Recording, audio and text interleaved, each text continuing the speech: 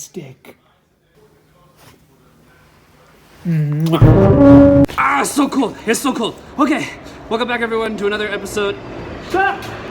Quiet. I'm talking to you, Bus. Welcome back to another episode of the Geek-Out series. Today we are seeing Fantastic Beasts, Where to Find Them, Crimes of Grindelwald? Crimes of Grindelwald. And joining me today are my friends Cara, Jamie, and Ariane. You guys ready to see the movie? Cool. All right, as I don't know, per usual, it's been a while since we've been running late for Geek-Out, but we're running late for this Geek-Out, so we're on the move. We're moving to the bus stop. Have you guys seen the previous Fantastic Beasts movie? Yes. Everyone has? Yeah. All right, everyone has. You guys know I have. We did a Geek-Out to that one. I forget most of it, but it still counts. Hey, you're excited for this movie, right? Yes. Obviously. I'm getting popcorn. That's fair. Normally you ask something about characters or what you think is going to happen with the plot. Am I reminding you of young questions here? So Jamie's a veteran to the Geek-Outs. We got two newbies and a veteran, and the veteran's putting people in their place right now. Are you a Harry Potter fan? Yes. Yes. Yeah? Yes. Have you seen the original movies, read the books at all? Oh, yes. Yeah. Oh my gosh. Well, most of them. You haven't read all the books? I've read up to 5. Oh, that's fair. Six Well, and seven. I'm a huge Harry Potter fan. I've seen them all, read them all that kind of stuff. Love them. Are you guys expecting anything from this movie? I'm expecting to enjoy it. Really. You're not expecting anything? I'm expecting a plot, some characters, some side characters. Oh, that's... And then a rise and fall in the climax. I expect it to be a movie, you know? Like a film. Some dialogue, if we're lucky. Oh, if we're lucky. If we're lucky. If we're lucky. There's a couple, relationships between characters in the last movie they established that I'd like to know more about. Oh, And also, yeah. like we were talking on the bus about, trailers that we've seen, all that kind of stuff. True. And there's a character or two they introduce in the trailers that I'd like to be like, whom's you be? Okay, I haven't seen it, so stop talking about it. You haven't okay, wait, have you seen no trailers? No, I've seen 20 seconds of a clip, that's it. Jamie, have you seen any trailers? I've seen one. Just one? Yeah. And then you've seen interviews and stuff. I've seen all the trailers, couple of interviews. She went in, she went in. Now the most important question of them all, what's your house? I don't know, you can kind of tell from staring at me. Hufflepuff? Oh, shit. No, I'm literally a Gryffindor. Ravenclaw. Do you know your house, Jamie? No, I've never. What's yours? Slytherin. So we're off the bus. We are near the theater. We're gonna hit up good old Dollarama to get some snacks. Not for the movie though. We are not taking these snacks in the theater. These snacks goodness. are for us to enjoy beforehand. Yeah. It's snowing. 10 to 15. That seems seems Hogwartsy. I love winter so much. That seems Hogwartsy. Fun fact, I have a fireplace in my room, I was excited. so I got basically really live excited in the by it. Gryffindor common room. I really want to do, if you guys haven't seen it yet, hopefully the video's out by now, but I made a Harry Potter cosplay. Hopefully that video's out. Your Spider-Man one's better. The Spider-Man cosplay? It's better. I don't know, my Harry Potter one's actually not half bad. It's pretty decent.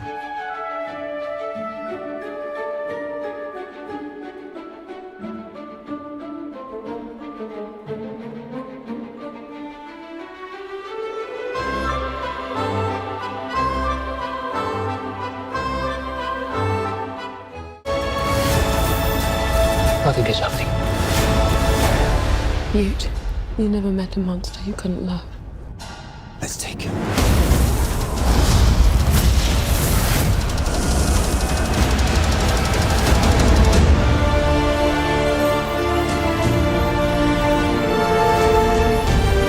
Oh, there's so much snow. It's beautiful. It's wonderful. Okay, friends, first thoughts. It was amazing. It was great.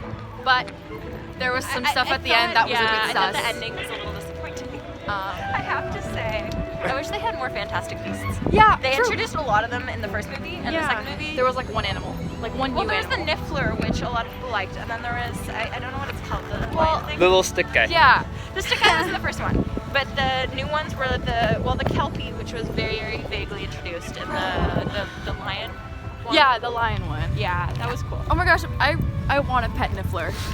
I know that it would be a pain in the ass, but I want a pet But Niffler. still, your treasure. Welcome to the Movie Geek-Out. Something to keep in mind that these are completely spoiler-free reviews, so Really? yeah, you gotta be completely spoiler-free. You can't That's spoil really anything. hard. Yeah, you can't spoil anything, which is the challenge of the reviews. Just keep it vague. They all die. Everyone's dead. So, what did you think? I did not want the characters to go and develop the way that they did. I thought it was interesting that there was some characters that I didn't think were going to come back. Either due to, you assume, oh, they're not going to be in the next movie, and then they come back for some reason. And I find some of the explanations of how those occurred were a little spotchy. They're just trying to figure out ways of bringing these characters back because people like them so much, but maybe they should have just kept them in the first movie. I kind of like the way they tied in all the animals throughout the movie. At least didn't feel as forced as the first one on that front. I guess, fair. which was nice. We still got quite a few nice shots of inside the suitcase. Yeah. And getting to I like that. be introduced to a couple more interesting creatures. Not a lot of them were gone into detail, but just how much effort has probably gone into making just that small scene. What's something you liked and what's something you disliked about the film? I have to say the ending was disappointing. I know I should not say that, but it wasn't something I was expecting, and it seemed like it was just not completely resolved in order to achieve another movie, instead of resolving all of the different plot points and getting it all tied up, and then maybe leaving a small bit at the end that could tie into a third movie, but it just seemed like it was very forced. Yeah, like it wasn't as satisfying. Yeah, I think that's a good word. Like it wasn't as satisfying. Like all of the movies, even all the Harry Potter movies, they have like a pretty like closed ending. Yes. There's like one door that's like it swings open into the next one. But, That's a good way to put it. yeah, but with this one, it was just like, oh, there are like a billion things that need to be resolved. Like, this movie was definitely more of like a very deep, like into the lore kind of movie. Yeah. And it was just like I know we all kind of went into it thinking like it was a separate thing from Harry Potter, but then it turned out to not. Yeah, really like I was be. lost on some of the references. I got There were a lot. There were quite a few references. There were a couple of names that were dropped that do kind of relate to Harry Potter characters, which I thought was interesting since they're just very small pieces that don't actually have to do anything with the plot, but just if you've read all the books, seen the movies, they're small little hints that still remind you that this is a Harry Potter movie. Yeah, it's still part of a grander universe. It's not its own separate storyline. Look at that poutine. Oh, great. Thank you. Thank you. Who would you recommend this movie for? Should probably have at least some Harry Potter knowledge. If you have some Harry Potter knowledge, you'll appreciate it more because of those little subtle hints. If you haven't, like, you might want to see the first movie beforehand, but you don't actually need to have very much knowledge about Harry Potter at all. Any of the characters that are really mentioned that are necessary are pretty well-known characters, even if you haven't been very invested in the series. It can really be enjoyed by anyone. It's a little whimsical with all the magical creatures, but it's also, there is some action, yes, and it's a little, like, it has some points that are a little more philosophical and what is right and wrong, and if you can really tell that apart. But overall, it was a good movie, and I think anyone can enjoy it. You probably just enjoy it more if you're more of a Harry Potter fan. What did you rate this movie out of 10? I agree with like 8 out of 10. I like the rationale behind why Grindelwald was able to garner so much support in the movie. I like the rationale behind it. I feel like I would give it. I really enjoyed it because I really enjoy movies. But when I really think about it, like I think I would give this like a 6.5 out of 10. I think it's just because I'm like definitely more of like a pure Harry Potter fan, and I feel like the books and the movies are spanned out perfectly. Like they're slow enough that you can really like. There's a much bigger climax in the movie, whereas with the movie that we saw today, there was just a lot happening. Yeah, all it was at very once. intense from start to finish. And I just like there were no points in which I was like enjoying it. I was just like, oh my god, like there's so many like bad things that are about to happen, and I was just like seeing it all crashing and burning all at once. I still enjoyed it because I love movies, but I would give it probably like a 6 out of 10. I think I'd give it a 7. I really wish that they had ended it differently. I understand why they did it, but I just wish it had gone a little bit differently and they could have modified that. Groovy. Okay, so you can find like the social media links to these 3 down in the description. That's right. I can't pay you to be in the videos, but I can plug your socials. You can find them down in the description, and we'll just transition to my review now. So, Fantastic Beasts was actually, like, it wasn't bad. First reaction to it was I was a little overwhelmed. I was a little overwhelmed with how much happened in this movie. It's not necessarily a bad thing, but there was just so much occurring and so much information being given and so much world building being made and so much referencing to previously established Harry Potter lore that your mind was constantly being engaged by what was happening on screen, both visually and narratively. That wasn't a bad thing, but I kind of had this thought that J.K. Rowling is a phenomenal writer, but how she writes doesn't translate well to the screen. And I don't dislike that. She just gives so much detail and she establishes so much, and it's just so creative and so out there and so amazing. And I think that's one of the reasons why people like myself, why I love the Harry Potter books so much. I just got my noodles here, don't mind me, I'm just making some noodles. Ooh, gotta get that ramen life. Shout out to my boy Thomas J. Ashwell.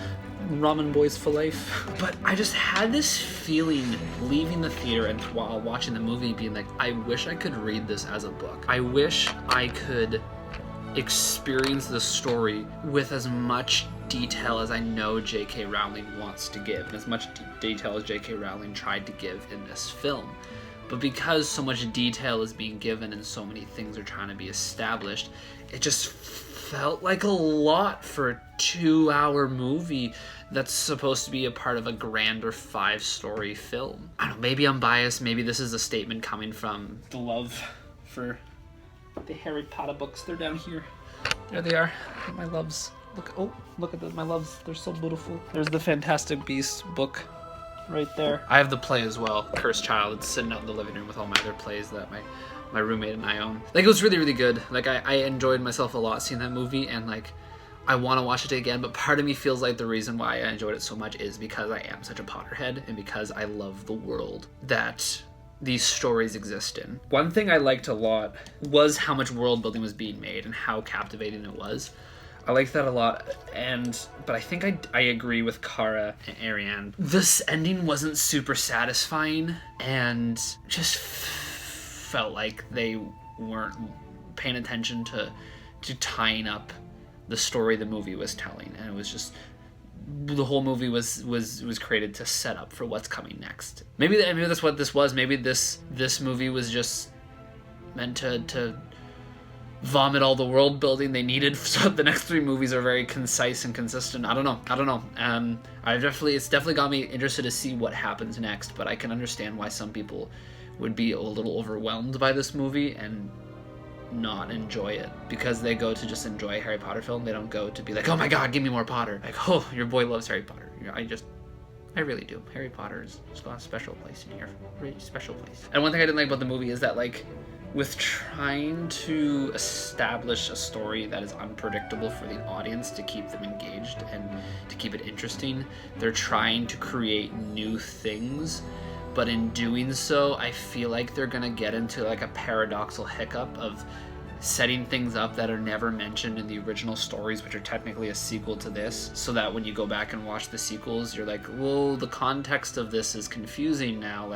Like my understanding of these stories that happen in the future that I've read in the past is now different because the stories that are told here in the present future, but that take place in the world's past. I'm confusing myself trying to explain what I mean, but hopefully if you've seen enough Doctor Who, if you're into enough sci-fi wibbly wobbly stuff, you understand what the point I'm trying to make. It's just I'm worried they're trying to create things that don't make sense in the original Harry Potter canon, and in doing so they might stumble over themselves and make a bit of a mess, which I hope they don't. I really, really enjoy J.K. Rowling. I think she's a very brilliant writer. So hopefully, fingers crossed, things go well going forward. But I had a lot of fun. The magic was super cool. The creatures were super cool. The special effects were super good. I actually really enjoyed the storytelling. I really enjoyed the characters. Grindelwald was actually pretty good and was like, what?